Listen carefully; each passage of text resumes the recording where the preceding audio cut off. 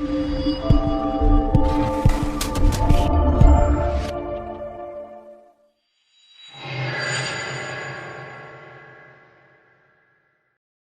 de T21, muy buenas tardes. El día de hoy nos encontramos en una entrevista especial con Fernando González, quien es presidente de PAN México. Fernando nos va a platicar el día de hoy acerca del cierre de año de 2022 para la compañía, así como los proyectos que buscan concretar durante este año 2023 y las perspectivas que tienen de crecimiento. Fernando, bienvenido. Muchas gracias por acompañarnos. Un placer estar con ustedes, gracias. Bueno, pues inicialmente me gustaría que me comentaras acerca de la compañía, cuál es su zona de influencia, cuántas unidades tienen operando actualmente, por favor. Claro, con mucho gusto. PAM Transport es una empresa de transporte basada en el estado de Arkansas, en Estados Unidos, y cuenta con 2,200 tractores, unidades.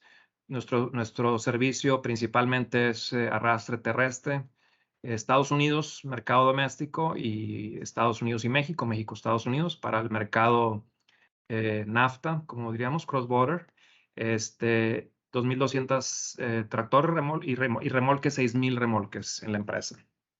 Bueno, ahora sí me gustaría que me comentaras cómo cerró PAM Transport el año 2022, cuáles fueron las metas a las que llegó la compañía, cuáles son los proyectos que se quedaron, pues digamos, en la agenda y que esperan cumplir este año que inicia. Sí, pues mira, nuevamente gracias, ¿no? PAM Transport es una empresa con una visión muy agresiva en términos de crecimiento. Y el año pasado, reciente año que acaba de terminar, fue muy favorable en ese sentido, ¿no? Con crecimientos a nivel empresa del nivel del 38%, muy positivos. Y claro, también parte de los planes de crecimiento van incorporados, es una mezcla de varias cosas, ¿no? Obviamente, crecimientos orgánicos en el tema de tractores, unidades, lo cual fue un reto porque, pues, como ustedes saben, los 2 últimos años han sido muy difíciles en cuanto a tener acceso a tractores, remolques, etcétera, por el tema de las disrupciones en la cadena de suministro, eh, que es algo que le afecta obviamente a los crecimientos de las empresas, pero aún así pudimos tener un crecimiento favorable. Otra, obviamente, expansión de negocios con clientes nuevos y clientes actuales, que es muy importante esa parte. Y también entra una tercera variable, que es el área de adquisición o compra de empresas, ¿no? Que fue algo también que tuvimos la oportunidad de hacerlo y vamos a seguir viéndolo en el futuro también, ¿no? Que es importante esas tres áreas, sobre todo también la última, como me refiero, donde tenga sentido para la empresa invertir, evaluamos esas opciones o oportunidades y las llevamos a cabo. Entonces, al final del día, al final del año, muy favorable. Y pues bueno, como decía ahorita, ¿no? Hubo varios retos, proyectos, pues nosotros obviamente muy enfocados en varios segmentos. El automotriz, pues, es una de las áreas en donde más estamos involucrados, pero sí pudimos tener acceso a otros segmentos de la industria que nos llevaron ahí, tanto en desarrollo de clientes nuevos, negocios nuevos, así como expansiones de ellos mismos en diferentes áreas de las regiones en donde nosotros proveemos nuestros servicios, ¿no? Entiendo. Fernando, ¿qué proyectos tienen para este 2023 para, como ya me comentaste, robustecer la operación de PAM Transport? Y la clave, como tú ya lo has comentado, diversificar. Algo que también probablemente ahorita no mencioné, pero también es muy importante. Nosotros, como platicábamos ahorita, ¿no? Somos una empresa con una capacidad en tractores y remolques, o llámese cajas, ¿no? Y tenemos otra área muy importante, que es en la parte le llamamos non-assets o brokerage o logistics, ¿no? En la cual hemos tenido una expansión muy fuerte, muy interesante, y esa es una de las áreas en donde nosotros también vemos una expansión de negocios muy interesante y de alto impacto para la empresa, ¿no? Eso porque en ese sector del negocio no estamos, de cierta manera, limitados, entre comillas, por el tema de operadores y el tema de tractores. O sea, tenemos acceso a otras fuentes de capacidad, ¿no? Que es donde podemos ser más flexibles y tener esos crecimientos que nos ayudan mucho a llegar a proyectos específicos. Aunado a eso, también es importante mencionar el tema de diversificación en cuanto a servicios, ¿no? O sea, servicios y expansiones de negocio, llámese por productos o modalidades de transporte o en zonas en las que probablemente hoy en día no estamos participando, o regiones, más bien dicho, donde hoy no participamos, tener esas posibilidades este año y en el futuro, ¿no? Entonces, como te platicaba, nosotros, debido a los crecimientos que estamos experimentando, que son muy positivos, eso es una de las principales prioridades de la empresa, ¿no? Nosotros, si ven los resultados de los 2 últimos años, nos fuimos como empresa de los niveles de los $600 millones a casi el billón de dólares este año, ¿no? Este año que acaba de terminar. Entonces, todo eso, de cierta manera, ilustra la explicación que te estaba dando de cómo hemos llegado ahí, qué hemos hecho y qué es los retos que enfrentan no nomás nosotros, sino toda la industria, ¿no? La parte de tractores y remolques, etcétera, igual que operadores, que es algo muy, muy, muy crítico. Sí, justamente mi siguiente pregunta iba hacia esta parte de los retos que, pues, como sector en general se tienen que enfrentar. También, pues, los costos operativos que van a la alza y a los que hay que ajustarse también, que también obliga a ajustar las tarifas. Sí, bueno, exactamente, eso me da mucho gusto que estés preguntándonos eso, porque me estés preguntando eso, porque eh, debido a los ciclos, a los cambios en los ciclos que hay en la economía, y platicábamos hace rato de cómo el ciclo del transporte, pues, terminó, me refiero al ciclo positivo que tuvimos hace un par de años. No que este nuevo ciclo no sea positivo, es un ciclo normal, pero al momento en que le ejerce presión a las tarifas, pues obviamente le ejerce una presión muy fuerte a los costos, pero el problema es que los costos no los podemos controlar. O sea, sí los podemos controlar, pero no al 100%. Entonces, no, ahí cuando tenemos, por lo mismo de la escasez en tractores y remolques, eso hace que los costos suban en ese sentido.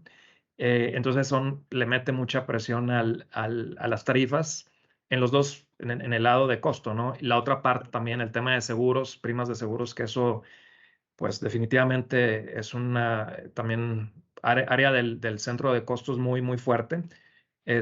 Así como otras, ¿no? Puedo nombrar muchas. El tema de operadores, obviamente, pues esos estímulos que hay económicos, ¿no? Que hay que tener con ellos. La estructura como empresa que tenemos que tener para ser atractivos al segmento de operadores, pues cuesta, ¿no? Cuesta mucho. Son obviamente aquí los principales socios de nosotros son operadores y clientes, ¿no? Entonces, pues el trabajo nuestro es tener ese balance entre esos dos en cuanto a uno que a lo mejor quiera bajar las tarifas y la otra parte de costos, ¿no? Entonces, yo creo que eso es la clave aquí. Tener un buen control de costos definitivamente para los próximos años va a ser súper crítico para poder tener éxito como empresa. ¿Y cómo podemos llegar a tener este control de costos con base en tecnología, capacitación? ¿Cómo se puede llegar a esto? Sí, claro, definitivamente, ¿no? Yo creo que el tema de optimización es súper, súper importante. La tecnología influye mucho en todo esto, ¿no? Bastante. Eh, el tema, como platicamos, de operadores, que obviamente siempre cuando hablamos de esto, siempre va a haber mucha redundancia en el tema de operadores porque son muy importantes, ¿no? Entonces, un costo muy importante, por ejemplo, es el costo de la rotación de los operadores, ¿no? Y el efecto de traer un operador nuevo, entrenarlo, adaptarlo, incorporarlo a la empresa y luego que se te vaya, bueno, es un costo muy alto que no podemos, o sea, que tenemos que controlar. ¿Y cómo lo controlamos? Teniéndole una ambiente laboral favorable. Y en este caso, favorable significa carga que sea atractiva para ellos, que descarguen rápido, que carguen rápido. Obviamente que la tecnología tiene mucho, mucho, mucho que ver. Yo creo que entre varios, ¿no? Un buen ejemplo de cómo la tecnología influye en esto es, por ejemplo, la optimización de combustible, ¿no? Este, las rutas que sean muy, muy certeras en cuanto a los lugares donde tienen que cargar su combustible, las paradas que tienen que hacer, etcétera. Entonces, todo ese tipo de detalles que son muy importantes, al irlos agregando, nos hacen más competitivos. Y cuando tenemos el apoyo también de los clientes en cuanto a tiempos de cargas y descargas, todo eso, bueno, nos hacemos más competitivos, pero para ellos, porque las tarifas también las podemos hacerlas de cierta manera favorables, ¿no? Entonces, lo primero que uno, en este caso nosotros vemos es, antes de ver los precios de venta, lo que vemos es cuánto nos cuesta operar. Y de esa manera podemos navegar hacia arriba y ver qué tan competitivo somos o dejamos de ser y por qué fue lo que nos hizo que no, o sea, qué fue lo que impactó nuestro negocio que no haya así, que no seamos tan competitivos en la parte de costos, ¿no?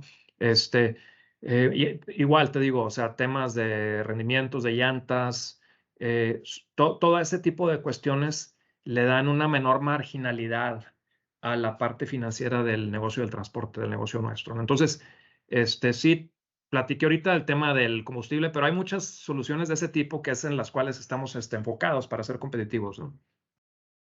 Claro, porque hoy por hoy se tiene que hacer mucho más con lo que se tiene o incluso con un poquito menos, ¿no? Y este es un gran Exacto. reto.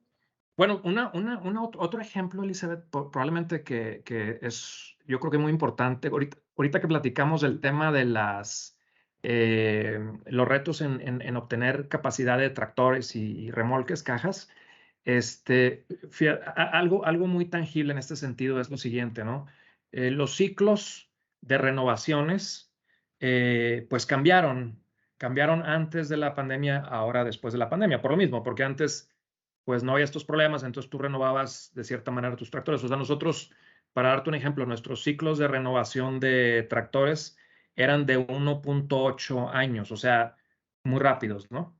Y ahora nos fuimos a 2.4, 2.5 en tractores. En cajas, más o menos estamos hablando de 4.4 a 5.5, casi el año más, ¿no? Pero aquí el detalle es lo siguiente, o sea, estos ciclos nos traen un costo que no estaba contemplado al tema de mantenimiento.